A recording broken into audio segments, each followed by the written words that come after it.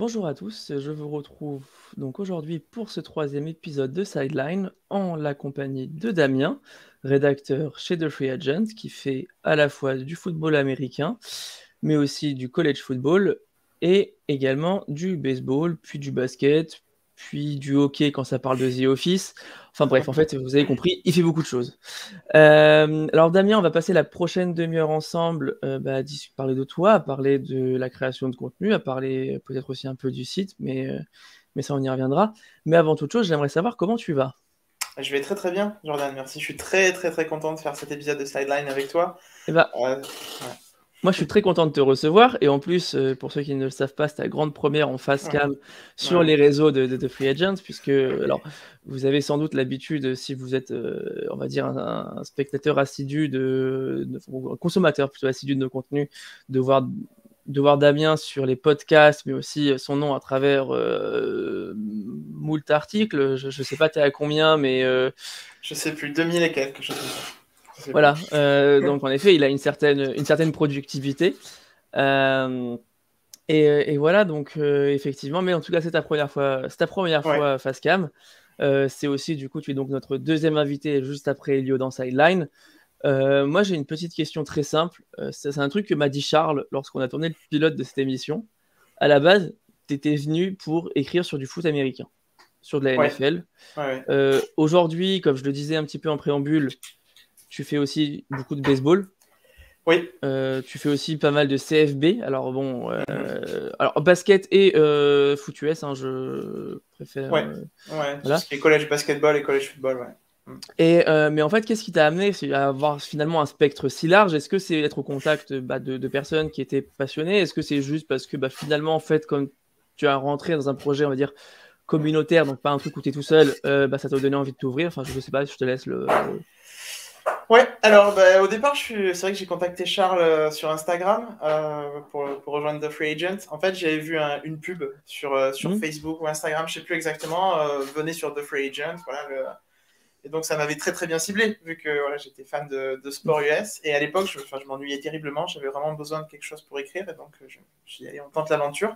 Et c'est vrai que j'avais dit à Charles, en plus j'ai dit à l'époque, j'ai pas du tout le temps, je vais pouvoir faire juste quelques articles de temps en temps, parce que je suis très occupé par la fac et tout ça, et donc je m'occuperai du football américain. Il se trouve que mon premier article sur The Free Agent n'était pas vraiment sur la NFL, en fait c'était un article sur le college football, sur Clemson. Il y avait eu pas mal de cas de Covid à Clemson, et j'ai dit à Charles, est-ce que ça te branche que j'écrive sur le college football? Parce que j'adore ça à l'époque, peut-être même, je dirais même que je pense que j'étais même encore plus fan cette année-là Hmm. suivant les années, en fonction de ce qui se passe, suivant les ligues, il y a un peu plus d'intérêt pour une chose que pour une autre. Et c'est vrai que l'année 2019 en college football était vraiment génial avec Justin Fields, J.K. Dobbins à Ohio State, avec LSU, tout ça. C'était vraiment une grosse année, une belle année de college football, donc j'étais vraiment à fond. Et donc, j'avais vraiment envie d'écrire sur le college football. Et donc, mon premier article était sur le college football. Et puis ça a très, très bien marché. Les gens étaient très intéressés. Donc, j'ai dit à Charles, est-ce que je peux continuer? Et puis, Charles m'a dit oui, comme d'habitude, parce qu'il est très ouvert et génial pour tout ce qui est lancer des projets. C'est pas mal, belle promo du boss, on valide. Même si c'est vrai qu'en effet, il est aussi très supportif de cette Non, c'est vrai, chronique, hein. donc, C'est vrai. donc on en profite pour le remercier. Dans 2019, parce que je suis pas même si là je porte un magnifique logo d'Alabama, je suis pas un hyper expert du college football. C'est LSU qui gagne, c'est ça? C'est l'année où il y a Ouais, Burrow c'est ça, c'est ça. enfin Burrow et LSU qui roulent complètement C'est sur ça. le championnat. D'accord. Euh, Très bien. Ouais, donc effectivement, c'est clair que et du coup, en NFL, c'est les Patriots qui finissent champions, non? Si, Super Dans Bowl l'école. 2000. 2020. Attends. Non, c'est les Chiefs. Oui, oui, pardon, je dis n'importe. Les Oui, c'est Chiefs, les les Chiefs. Chiefs. Autant pour moi, t'as raison. Ouais. Je me C'est suis l'année trompé. d'avant. Oui, je me suis trompé. Ouais. Effectivement, oui, ils gagnent en 2019 et du coup, c'est la saison 2018 des C'est ça, Patriots. ouais, ouais. Et C'est voilà. toujours un peu bizarre, mais Voilà. au niveau des années. Oui, autant pour moi, effectivement, oui, donc c'est Non, les Chiefs. t'inquiète. Effectivement, bon, il n'y avait pas non plus en NFL une hype, enfin, une hype, en tout cas, un suspense incroyable sur qui allait Ouais, gagner le ouais. championnat. Ouais, Euh, c'est sûr. Après, l'avènement des Chiefs était sympa, mais c'est vrai que hmm. j'étais complètement fou cette année-là pour Ohio State. Voilà, si vous me suivez, vous savez qu'en général, on y reviendra d'où ça vient Ah, et puis tout ça. on va un peu effectivement après parler de ton aspect supporterisme. Moi, je voulais pas forcément commencer par Ohio State, je voulais commencer par une autre équipe et surtout un autre joueur qui lui pour le coup était à Oregon, Oui. Justin Herbert. Mhm. Oui. qui est, et je pense pas trop m'avancer en annonçant ça, qui est ton quarterback préféré Non, ça va. à l'heure actuelle. Oui. Tu suis aussi beaucoup les Chargers. Alors bon, même s'ils ont Mhm. perdu en overtime, c'était quand mercredi soir, jeudi soir, je sais plus. Jeudi soir, voilà. Mais donc du coup, enfin, qu'est-ce qui t'a donné envie de suivre un quarterback qui est justement pas d'une fac, alors qui est pas forcément dans la conférence de Ohio State, qui est pas non plus forcément, je dirais, même si il y a un compte Twitter qui fait un très bon travail dessus et on le salue, qui est pas forcément, je dirais, la première fac à laquelle tu penses lorsqu'on parle de college football, les Ducks. Non, c'est sûr. Maintenant, il avait quand même attiré pas mal l'attention sur lui, et notamment cette année-là en 2019, il était MVP du Rose Bowl, et donc c'est vrai qu'il commençait à avoir pas mal d'attention. J'ai toujours beaucoup aimé l'Oregon, c'est un état qui m'a toujours fasciné d'une manière générale, pour plein de raisons, parce que j'ai toujours été attiré par la nature qu'il y avait là-bas, je sais pas, j'ai toujours été attiré par ça. J'avais vu il y a quelques années une série qui s'appelle Epic Inc. C'est un salon de tatouage je crois que c'est à Eugene, je suis pas exactement sûr. Enfin, Eugene, c'est là où il y a la fac des Ducks. Et donc, c'était un super salon de tatouage trop cool avec des tatoueurs qui faisaient des tatouages, tu sais, tout ce qui est Star Wars, pop culture, DC Comics, tout ça, quoi. Donc, j'étais vraiment fou, quoi. Et ils allaient tout le temps voir il y a l'équipe de Minor League, les Eugene Emeralds.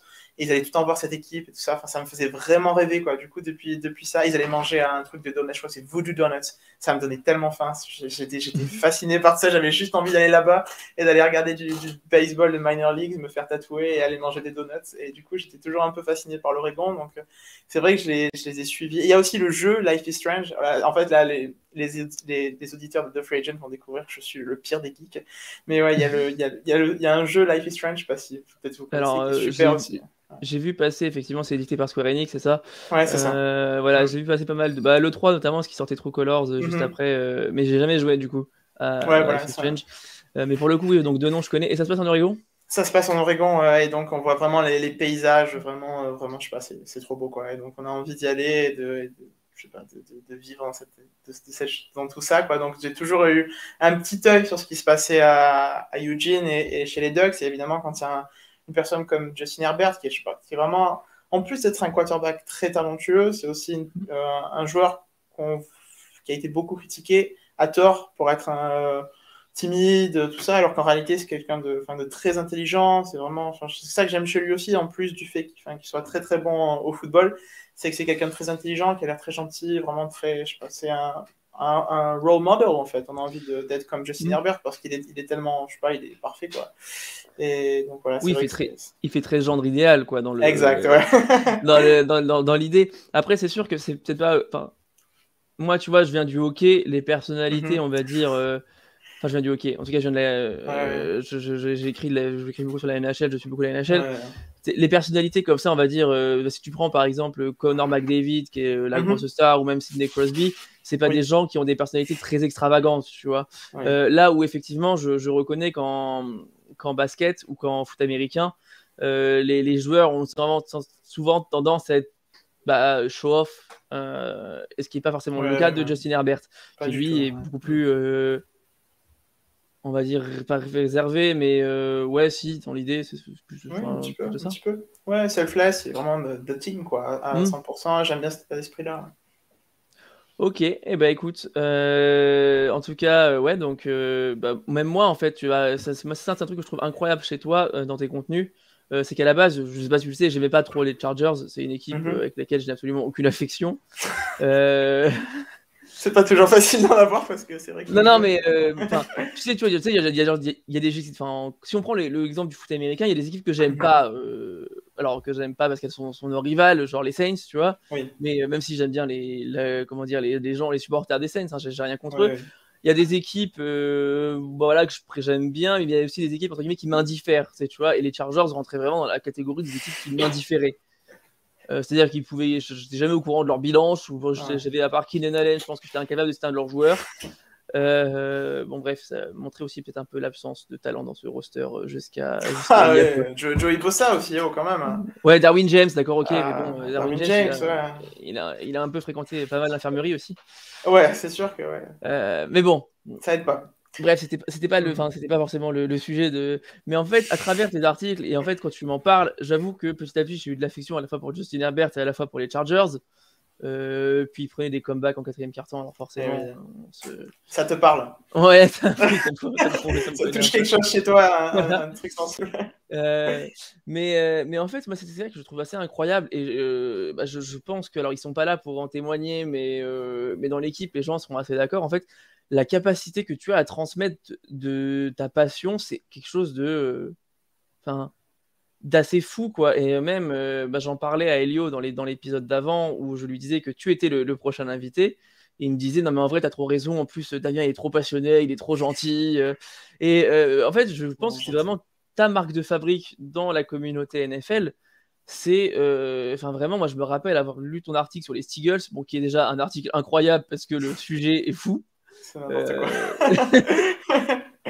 Alors, pour les gens qui n'auraient pas lu cet article, et peut-être pour leur expliquer, donc je te laisse leur expliquer ce que c'est que les Steagles, mais c'est le mélange entre les Steelers et les Eagles, parce que pendant la Seconde Guerre mondiale, en fait, il y a eu un certain nombre de joueurs, beaucoup trop de joueurs, qui sont partis au combat dans les deux équipes, ce qui fait qu'ils se sont retrouvés avec des équipes incomplètes, et il fallait bien jouer, parce qu'il y a quand même des gens qui étaient là, qui avaient envie de jouer au football, parce que c'est leur vie. Et du coup, ce qu'ils se sont dit, c'est qu'on va fusionner. On va faire de deux équipes une et on va se mélanger et on va jouer ensemble. C'est hallucinant, quoi. C'est vraiment incroyable. L'article est épinglé, si je me trompe pas, sur mon compte Twitter. Donc vous pourrez le retrouver assez facilement si vous voulez aller le voir et le lire. Et le compte Twitter, il est là. Super. N'hésitez pas à venir discuter. C'est toujours avec plaisir de tout, d'ailleurs, de football, de baseball, même de catch aussi, si vous voulez. Parce que c'est vrai que tu es un gros consommateur de catch aussi. C'est une de mes zones d'expertise. J'ai catché aussi. Donc voilà. Mais c'est pas le sujet d'aujourd'hui, mais si jamais. Je sais qu'Elio aussi est fan de catch. Lui aussi, fan de catch. Il suit pas mal. Hein. Thomas Corbin, c'est ça Baron Corbin, ouais. Baron Corbin, ouais. Mais Elio est parfait. Il est quasiment parfait. Donc, à part les Saints, peut-être, tu vas me dire, mais c'est tout. Il est génial. On a de la chance de l'avoir dans la communauté quand même. Non, mais c'est vrai, lui et Trick Play quand même. Voilà. Ils font beaucoup de projets, ils font des très bons projets et tout. Donc, d'ailleurs, j'ai pas le lien là, mais allez voir le premier épisode avec Elio aussi, qui est vraiment sympa et une personnalité à découvrir. Mais assez de, trêve de louanges, on va repartir un petit peu sur toi. Qu'est-ce qui t'a en fait, pourquoi en fait, alors t'en as un petit peu parlé en préambule, tu t'ennuyais. Si je dis pas de bêtises, t'as rejoint The Free Agent en 2020. Oui, c'est ça, 2020. Ouais. En 2020, ouais. Donc c'était pendant le. Oui, c'est ça. Oui. Pendant le lockdown, non? Ou un peu après Ouais, juste un petit peu après. Mon premier article est sorti fin juin, je crois quelque chose comme le 21 juin, quelque chose comme ça. D'accord, ouais, donc c'est ça, donc à peu près 21, ouais, donc en juin 2020. Ouais, c'est ça. Du coup, en effet, parce que là, à ce moment-là, alors tu avais invoqué l'ennui, on va dire, comme. L'ennui, le fait le besoin d'écrire plus que l'ennui. Oui, exact. Oui, j'ai dit l'ennui, mais c'est pas exactement ça. Ouais, le besoin d'écrire en fait plus que l'ennui. Ouais. Mais pourquoi en fait avoir. Qu'est-ce qui t'a à un moment donné en fait, t'as déclenché là-dedans? Qu'est-ce qui t'a donné ce besoin d'écrire? Qu'est-ce qui t'a donné envie de continuer aussi? Parce que t'étais arrivé au balbutiement du site, la communauté était encore à faire. Alors aujourd'hui, je dis pas on est suivi par des milliers et des dizaines de milliers de personnes, mais en tout cas, on arrive à avoir des interactions assez régulières avec les fans, à avoir construit quelque chose. Mais à l'époque, c'était pas le cas. Moi, je me souviens, quand je suis arrivé, c'était plus tard, c'était en octobre. On dépassait rarement les 1000 vues par jour, et quand un article faisait 50 vues, c'était un peu champagne. Et toi, du coup, tu as connu encore, je dirais, le site à une étape encore plus embryonnaire, en fait.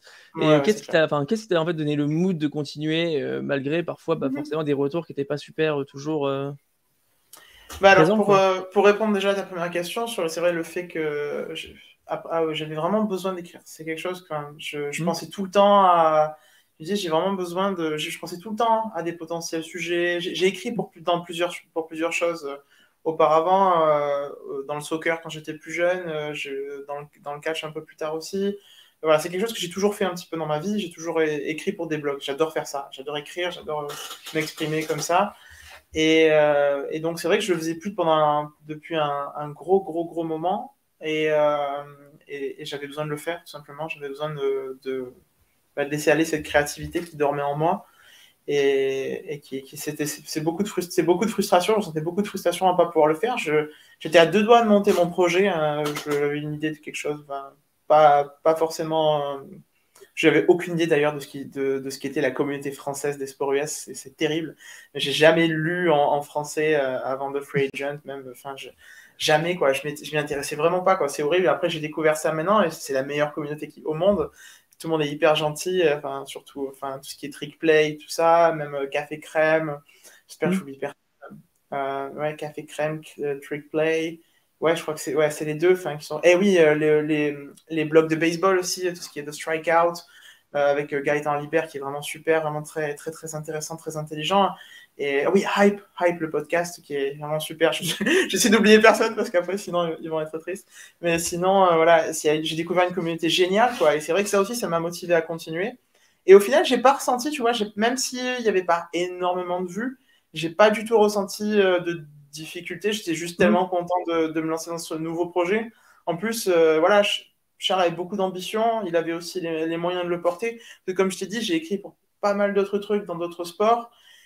Et j'ai eu souvent affaire à des. Je ne vais pas non plus les tacler, mais c'est vrai, à des boss qui étaient vraiment qui se prenaient vraiment pour des rédac chefs, tu sais, de genre de Le Monde, quoi. Alors en fait, ils ont rien du tout, quoi. C'est juste le blog du coin qui est même pas en .com, qui est en wordpress.com, et en fait, ils se prennent pour le rédac chef de Le Monde, quoi. Donc ça n'a aucun sens. Et Charles n'est pas du tout comme ça. Enfin, vous le connaissez pas, c'est sûr, mais voilà, il laisse beaucoup de liberté, et moi j'avais besoin de liberté en fait. Je me sentais pas lancer dans un projet où on allait me cadrer énormément, on allait me dire il faut faire ci, il faut faire ça, c'est comme ça, c'est comme ci, c'est comme ça, c'est pas comme ça. J'avais besoin de liberté et Charles était d'accord pour me laisser cette liberté là, que ce soit en termes de laisser aller ma créativité, de ce dont je parlais, ce dont je voulais parler, et aussi en termes, au départ je pensais pas que j'allais être aussi impliqué dans le site en fait. Je pensais pas que j'allais avoir le temps, je pensais rien du tout, j'en savais rien. Ça fait tellement longtemps que je l'avais pas fait que j'étais prêt à te redécouvrir, et au final c'est devenu une addiction, quoi. Il n'y a pas d'autre mot, hein. Surtout l'année 2020-2021, c'est une addiction. Là c'est vrai que j'étais un petit peu moins présent ce début de semestre, même si j'essaie de au moins faire minimum un article par jour. En général j'en fais un ou deux, et puis un article payant environ par mois. Je suis un petit peu ce que je fais, je m'y tiens, c'est mes objectifs. Mais voilà, j'étais un peu moins actif que l'an dernier où c'était vraiment une addiction, quoi. J'arrivais pas à me détacher du clavier, quoi. Mais j'ai jamais ressenti de difficulté parce que le projet avançait toujours très très bien. Il y avait une équipe soudée, même s'il y a eu des départs de plusieurs personnes. Mais quand même, globalement, ça allait très bien. Et Charles aussi, un petit peu le ciment de tout ça qui fait que j'ai jamais douté, en fait. Et que j'avais envie de m'investir, et j'ai toujours envie de m'investir encore plus, même.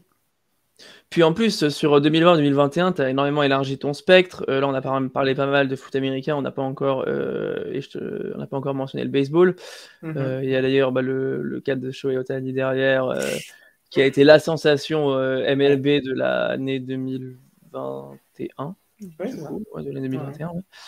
Malgré les résultats un peu médiocres des Angels. En général, donc sur tes équipes, tu es plus. Alors, tu aimes beaucoup les équipes de LA. Ouais, c'est vrai. On a parlé des Chargers. En baseball, tu es plus Dodgers, c'est ça? 100% même, ouais. Dodgers. Et puis j'aime beaucoup les Angels aussi, je les suis énormément. Donc les Angels, c'est l'autre équipe de Los Angeles avec les Dodgers, hein, pour les, on va dire, moins experts en baseball. Qu'est-ce qui t'a amené en fait vers le baseball? Parce que c'est vrai que on en a parlé un petit peu avec Charles aussi. C'est un sport qui est pas très très populaire en France. De prime abord, c'est un sport qui véhicule beaucoup de clichés sur sur son format, sur son rythme, sur le fait que soi-disant il ne s'y passerait pas grand-chose. Alors si Nicolas, donc l'un de nos rédacteurs MLB, m'entendait, il serait fou furieux de ce que je suis en train de dire. Il va venir taper à ta porte dans 5 minutes. Oui, c'est pas impossible. Là, je fais attention. À tout moment, là, ça peut s'ouvrir derrière moi. Avec une hache. Voilà. Mais non, mais voilà. Qu'est-ce qui t'a toi en fait donné envie de suivre le baseball?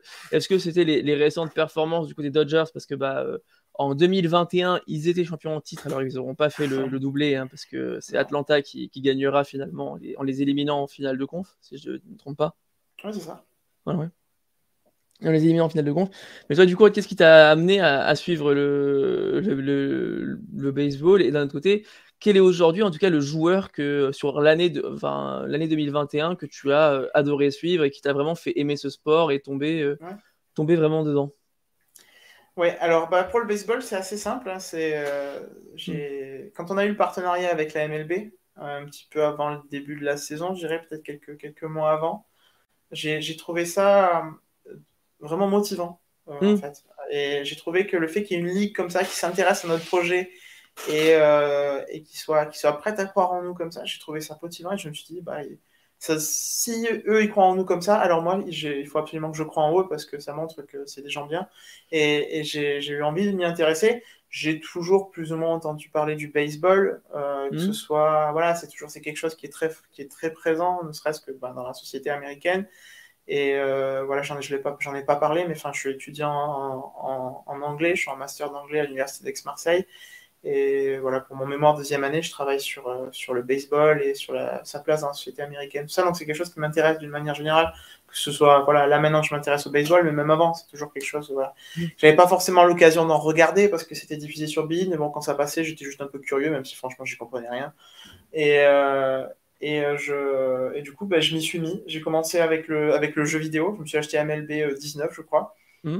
J'ai fait tout ce qui est tutoriel, tout ça, pour tout comprendre, les types de lancers, tout ça. Nico Blanchard m'a beaucoup aidé. Quand j'avais des questions, souvent j'ai envoyé des questions, des trucs vraiment basiques, genre qu'est-ce que c'est ça, des trucs vraiment, aujourd'hui, parce que j'ai honte, je ne veux même pas le dire, c'est des trucs tellement simples. Mais voilà. Et puis après, j'ai lu énormément sur tout ça, j'ai regardé des vidéos. J'ai regardé des matchs. Après, j'ai découvert tout l'aspect qui est très intéressant dans le baseball aussi, en dehors de l'aspect historique et sociétal, qui est celui des statistiques avancées. C'est vraiment un sport où les statistiques ont une place vraiment centrale et c'est très important de connaître et de comprendre les statistiques pour pouvoir en parler. Donc là, j'ai acheté des livres. Il y a un livre en particulier, j'ai pas la référence, j'ai pas ma bibliothèque de chez moi, je suis à l'appartement avec ma copine à Aix, à côté de la fac, mais j'ai pas le livre avec moi, mais il est super. Enfin, c'est un truc sur le analytics, un truc qui explique toutes les statistiques, l'histoire des statistiques, pourquoi ces statistiques, quelles sont les formules, tout ça, quel est leur intérêt aussi, parce que bon, c'est bien beau les chiffres, moi je suis pas particulièrement porté sur les mathématiques, tout ça, donc c'est pas une passion chez moi, les mathématiques. Donc voilà, c'est pourquoi ces chiffres-là. Et donc, ça, c'est quelque chose qui m'a vraiment beaucoup, beaucoup intéressé dans le baseball. Et en fait, un petit peu, comment dire, la difficulté de la chose, parce que vu que, après, j'ai compris les règles, après, au bout d'un moment, assez facilement, j'ai compris un petit peu les forces en présence. J'ai appris le nom des joueurs, j'ai regardé un peu qui ils étaient, tout ça, quoi. Et puis après, je me suis retrouvé face aux statistiques et je me suis dit, oh là là, c'est encore pire que tout le reste, je comprends encore plus rien.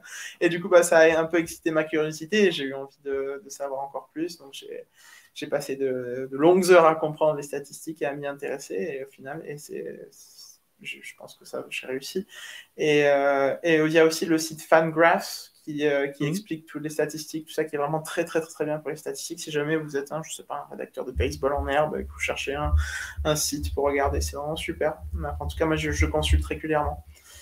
Et ta deuxième question, c'était quel... Ah oui, quel joueur, c'est ça? Quel joueur m'a fait accrocher à la saison? Ouais, les joueurs qui t'ont marqué, ou en tout cas ceux tu t'es dit, mais vas-y, moi je vais absolument regarder leur match, ou je sais pas, je vais acheter leur maillot, peu importe quoi. Bon, c'est celui-là. Ouais, il est de l'autre côté. Hein. Ouais. Shohei déjà, évidemment, parce que j'ai été fasciné par ce joueur. Il y a presque pas de mots pour le décrire. Il est hors norme. C'est un joueur qui fait du lancer et de la batte, mais à un niveau qui est excellent. Il est japonais. Je l'ai déjà dit, je suis fan de catch, ancien catcheur. Je suis un grand, grand, grand fan de catch japonais. Donc c'est aussi une culture à laquelle qui m'intéresse. Donc forcément, j'étais intéressé à Shohei Ohtani. En plus, le baseball, c'est très important au Japon. C'est au Tokyo Dome, au même endroit du coup qu'il y a le Wrestle Kingdom, qui est le grand événement de catch de la New Japan. Donc voilà, c'est vrai qu'il y a pas mal de choses qui se sont reliées, qui ont suscité mon intérêt.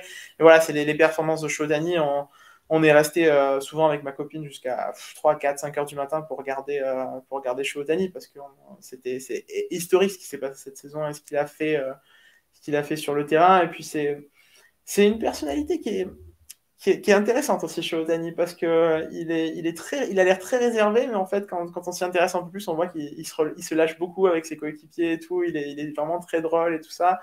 Et voilà, il a un interprète avec lui, donc c'est vrai qu'il a été un peu critiqué pour ça. Je trouve que c'est très injuste. Enfin, je ne vais pas forcément peut-être pas rentrer là-dedans, mais il y a beaucoup de joueurs qui parlent pas anglais en MLB. Je ne vois pas pourquoi on irait embêter chez Otani. Je trouve ça absolument ridicule. Mais bon, voilà, il faut aussi respecter sa culture et sa langue. Et il parle en anglais avec ses coéquipiers. Il se fait comprendre quand il n'y a pas de problème là-dessus. Donc voilà. Mais ça, c'est juste une parenthèse. Et sinon, pardon, Non, tu mais voulais me poser une question sur Otani ou non, autre chose? non, pas du tout, mais sur ce que Mais... tu dis sur les. Mhm. Effectivement, moi j'avais ça. Enfin, alors, en tout cas, je sais que l'un de ces détracteurs sur l'aspect interprète, c'était Stephen A. Smith, Oui. entre autres. Hein. Oui, oui, oui. Ah, Mais. 100%. Hum Oui, enfin, c'est lui enfin, c'est la plus oui. grande voix, quoi. Et C'est clair. moi, je trouve ça toujours assez marrant, ces gens monolingues qui arrivent à critiquer la performance de ceux qui en parlent au moins d'eux. Enfin bon, bref. Voilà. Puis en effet, comme tu le disais, le baseball, en fait, on s'en rend pas compte, mais c'est un sport extrêmement mondialisé. Moi, j'ai habité en Corée aussi, et en Corée, le baseball, c'est quelque chose. Alors, J'imagine. le soccer a bien pris là-bas, Mhm. mais le baseball également. Et il y a Ryu, notamment le joueur Ouais. pardon, des Blue Jay. Jays. Voilà, Ouais. je vais y arriver. Qui était d'origine aussi, d'origine Ouais. coréenne, et qui est aussi un très bon espoir. Puis il y a aussi beaucoup de joueurs dominicains, cubains, et de pas mal de ces petites îles des Caraïbes Mhm. qui jouent au baseball. Donc en fait, c'est extrêmement mondialisé. C'est finalement pas surprenant de voir des joueurs qui parlent, en tout cas, qui n'ont pas l'anglais en langue native, quoi. Il y en a plein, hein, c'est clair. Voilà, ouais, donc vas-y, je te laisse Ouais. continuer sur ce que tu disais sur Shohei. Et un joueur des Dodgers éventuellement, parce que c'est l'équipe Oui, que tu as suivie. j'allais y venir, ouais. Ouais, c'est clair. Bah, au départ, pour les Dodgers, j'étais à fond sur Clayton Kershaw, parce qu'il faut savoir que j'aime beaucoup les lanceurs. Je suis absolument fasciné par les lanceurs. C'est quelque chose, c'est ce que je préfère dans le baseball, le lancer. Plus que les batteurs. À 100%, à 100%. Vraiment, je suis fasciné par les types de lancers, les lanceurs. Je trouve ça vraiment un modèle d'abnégation de lancer, je sais pas, 80, 100, même, voilà. Je vais venir pour le joueur des Dodgers qui est arrivé en cours de route, mais que j'aime beaucoup aussi pour ça. Et je suis vraiment fasciné par les lanceurs. Vraiment, je les adore. Je me suis entraîné après chez moi à faire les types de lancers, tout ça. C'est quelque chose vraiment que j'adore. Mais oui, alors c'est du côté des Dodgers, donc j'avais vraiment commencé avec Clayton Kershaw, qui est vraiment, enfin, c'est un peu l'âme de la franchise, c'est quelqu'un de super, j'aime beaucoup. Et bon, je l'ai suivi en début de saison, je l'adore, et puis bon, il s'est blessé, et en cours de route est arrivé un joueur des Washington Nationals, euh, Max Scherzer, voilà, Mad Max, et j'ai été fasciné, vraiment fasciné par ce qu'il a fait chez les Dodgers. J'étais au courant de ce qu'il avait fait avant, évidemment, chez les Nationals, vu qu'il a été champion avec eux. Mais voilà, c'est une personnalité vraiment très, très, très, très intéressante. Il lâche rien. Il est complètement. Voilà, il s'appelle Mad Max pour une raison. Il est complètement fou, quoi. C'est un joueur qui veut lancer quasiment tout le match. Et chez les Dodgers, il lançait en général 8 manches. Et puis, il est même parfois allé au bout, quoi. Vraiment, j'adore ça. J'adore cet aspect chez lui cette espèce de fighting spirit, cette espèce de folie pour le dépassement de soi. Et en plus de ça, il est extrêmement talentueux, donc ça aide. Mais voilà. Et il est très gentil. Il s'occupe avec sa femme. Ils s'occupent de tout ce qui est refuge pour les animaux. Ils sont très actifs au niveau associatif pour ça. Bon, Clayton Kershaw aussi, il est très actif au niveau associatif. Hein, il n'y a pas grand-chose à dire là-dessus. Mais en général, les joueurs de sport US sont très actifs Ouais, ils dans ont le vraiment milieu cet aspect de associatif. communauté, et Ouais, le fait de rendre à la communauté qui est assez, enfin qui peut nous paraître incompréhensible en tant que Français, ouais. mais qui aux États-Unis est tout à fait logique, normal. Je sais pas comment Ouais, évoquer le truc, mais l'idée est là. ouais, c'est ça. Mais voilà, du coup, Mad Max. Ok, d'accord. Donc, Mad Max, donc pour le baseball, on a déjà couvert du coup le baseball, on a couvert le foot américain, on a couvert un petit peu la communauté. Tu as un peu parlé, toi, des sites que tu aimais, de l'interaction, de la vision que tu en avais. Moi, comme on l'a, je pense que des gens ont pu le voir, tu as plusieurs passions multiples. On a un petit peu aussi abordé le CFB. Pas tant que ça, on a un peu parlé d'Ohio State, j'aimerais un peu revenir dessus aussi. Euh, c'est l'univers. En fait, dis-moi si je me trompe, hein, mais je pense que parmi toutes tes équipes, c'est sans doute celle qui te tient le plus à cœur, ou avec lequel tu as un sentiment d'appartenance le plus important, À 100%. Ouais. en tout cas. Ouais. Et donc, peut-être tu veux nous expliquer pourquoi, qu'est-ce qui t'a amené à suivre d'abord Ohio State, outre les Ouais. performances sportives, parce que l'équipe est quand même une des meilleures de CFB, hein, même pas que de la Big Ten. Non, non. Euh, Une des meilleures? Oh Oui, mon une des Dieu. meilleures, ouais. Jordan. Oh là Ouais. là. Alors, C'est la meilleure. de la Big Ten, ça peut. Après, de tout le CFB, la meilleure, elle est ici. Hein, j'ai pas de. Tu m'invites dans ton émission et tu me traites comme ça, c'est incroyable. Désolé. Je renierai pas mes principes et mes Crimson Tide pour comment dire, pour une université du Nord. Ouais, du coup, pour Ohio State, c'est vrai que je suis le college football. Ma famille qui vit aux États-Unis, mon cousin d'ailleurs, enfin, ma famille a vécu aux États-Unis, ma tante et donc mes deux cousins. Ma tante est rentrée, mon autre cousin aussi il y a quelques années, et j'ai encore un cousin qui vit aux États-Unis. Je les salue tous d'ailleurs, parce que je les aime énormément. Et donc j'ai encore un cousin qui vivait à Columbus, qui vivait, il va partir, il est en train de partir en ce moment, et donc quand il a fait son doctorat là-bas à Columbus, et donc quand il est arrivé, il m'a dit il faut absolument que tu suives l'équipe de Columbus, maintenant que j'y suis, il y a une super équipe, les Buckeyes, tout ça, et donc je dis bon allez, évidemment, ça m'intéressait, voilà, le college football, je suivais un petit peu quand je pouvais, c'était pas toujours facile à suivre au début, maintenant franchement c'est très facile à suivre, mais quand j'ai commencé, je sais pas en quelle année c'était honnêtement, c'était pas hyper facile à suivre, mais c'est quelque chose, j'ai toujours été comment dire, confronté à ça, parce que ma famille vivait en Utah avant, à Salt Lake City, et donc il y a une super fac aussi, enfin même une super fac pour le college football, les Utes, et donc il y avait Urban Meyer, Alex Smith, tout ça, donc il y a pas mal de grands noms.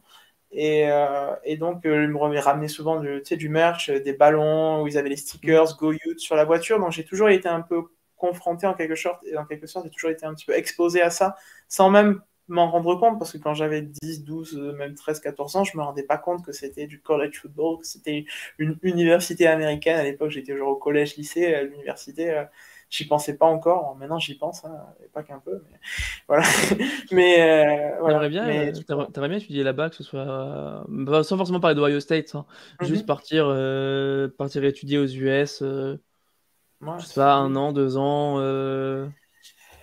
Oui, oui, pourquoi pas. Ouais, ouais. Là, Hmm. j'avoue que je suis en fin d'études, donc je me sens pas de m'en rajouter.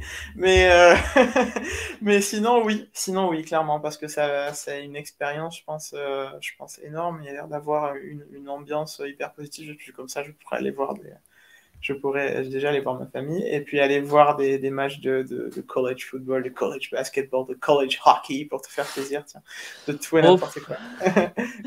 je suis pas un grand suiveur de college hockey pour le coup. Tu sais que nous, dans notre discipline, c'est pas comment dire, la ligue la plus importante, C'est sûr. la NCAA. C'est sûr. Ouais, ouais, c'est sûr. Et du Ouais. coup, voilà, on s'est mis à suivre, à se connecter souvent ensemble sur WhatsApp pour suivre les matchs ensemble. Hmm.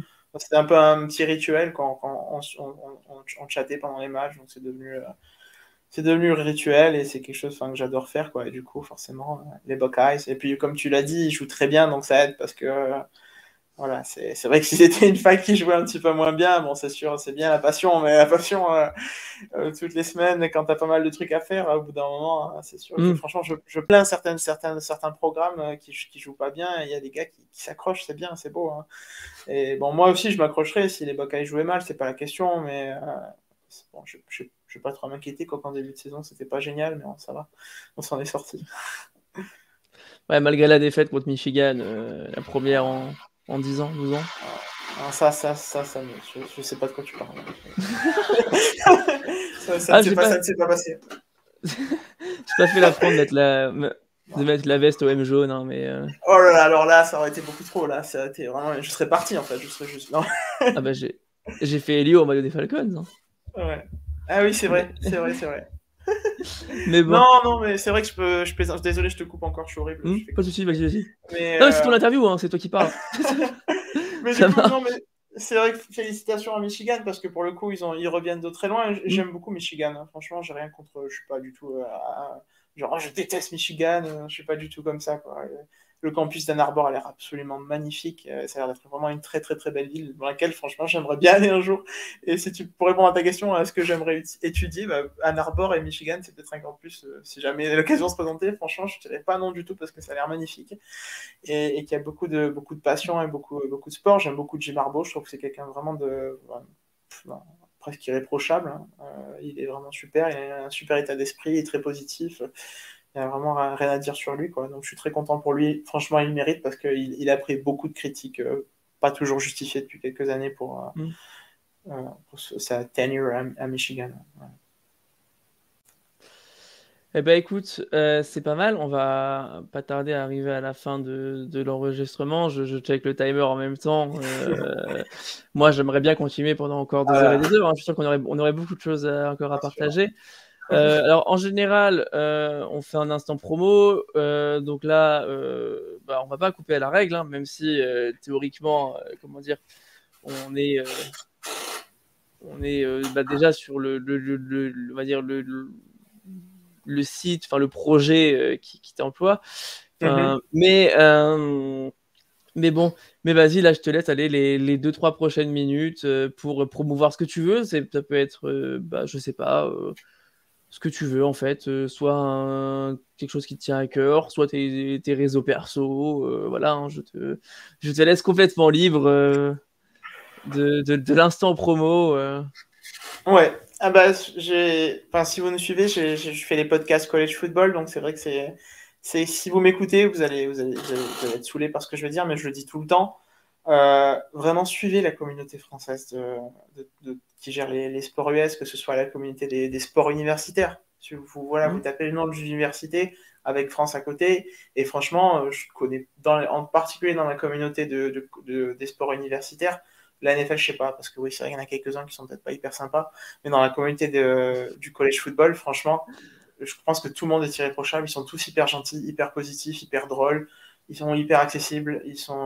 Franchement, ça va changer votre vie de vous connecter avec eux parce que vous allez découvrir un univers qui est hors norme, qui est spécial, qui est plein de passion. Donc voilà, suivez à fond cette communauté française des sports universitaires, mais après voilà aussi des franchises NFL, NBA, MLB, tout ça, et puis The Free Agent, suivez The Free Agent parce que vous pouvez nous suivre sur tous les réseaux sociaux, que ce soit sur Facebook, Twitch, Instagram et même TikTok. On est partout et il y a une équipe. Voilà, moi j'ai pas fait de live encore, j'ai pas eu l'occasion d'en faire et c'est vrai que j'ai pas toujours l'occasion de On note pouvoir bien le le faire encore. encore. Parce qu'il y a une certaine, comment dire, on milite pour que Damien vienne sur les lives. Et donc ça arrivera. Voilà. Je veux de gré ou de force, je ne sais pas, mais ça finira par arriver.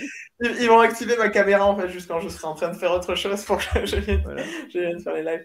Non mais voilà, suivez les lives de The Free Agent parce qu'il y a une équipe vraiment très passionnée qui fait beaucoup, il y a vraiment des lives quasiment tous les jours.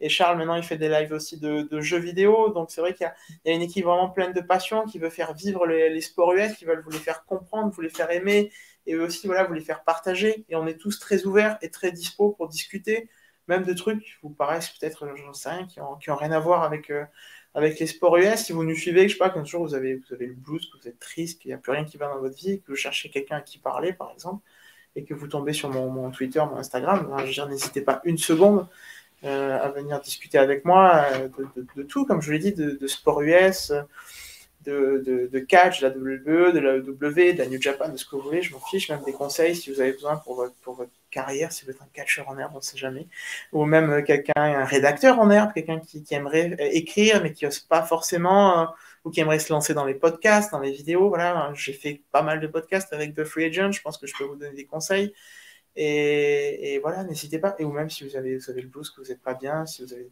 n'importe quoi, n'hésitez pas. N'hésitez jamais à discuter avec moi, mais je pense que ça vaut pour tout le monde, parce qu'on on a la chance d'avoir une équipe excellente sur The Free Agent. Et je le dis vraiment, et c'est pas juste parce que je fais de la promotion pour nous, mais c'est la réalité, parce que je serais pas là encore si l'équipe n'était pas aussi positive et aussi motivée, parce que tout le monde se tire vers le haut, il n'y a jamais un mot de travers, je pense qu'on se dispute jamais, j'ai jamais vu de toute ma vie. Non. Ou alors peut-être une fois, il y a très longtemps, jamais vu une dispute, jamais un désaccord, quoi.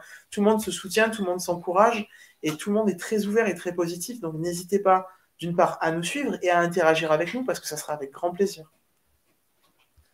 Eh ben, écoute, après ce discours qui fait extrêmement plaisir, comment dire, bah déjà parce que pour l'équipe, hein, étant donné que j'en fais partie, je le prends aussi un peu pour moi. Bah, en grande partie, ouais, Jordan, hein, parce que franchement, Ah, ouais, c'est mes membres préférés, peut-être mon ah membre bah, préféré de l'équipe. Voilà. la bromance est réelle, hein, y a pas, Ah pas... ouais, clairement. La bromance est réelle. Elle est Non, exposée, mais... là, ça y est, tout le monde la connaît. Ah bah oui, c'est évident. Je pense que j'avais caché. Ah non, mais t'as raison. Mais voilà, et bah écoute, en tout cas, moi je tenais à te remercier d'avoir été parmi nous pour cet épisode. Je vous retrouve donc, bah, je sais pas quand, pour le prochain épisode. Ça va dépendre des disponibilités de notre futur invité, qui pour le coup, déjà, il est connu, mais j'en dis pas plus, je donne pas d'indice cette fois-ci. Et voilà, et bien je vous souhaite une agréable journée à tous, ou une agréable soirée suivant quand vous regardez cet épisode. Et à la prochaine. Ciao, ciao. Salut! Salut.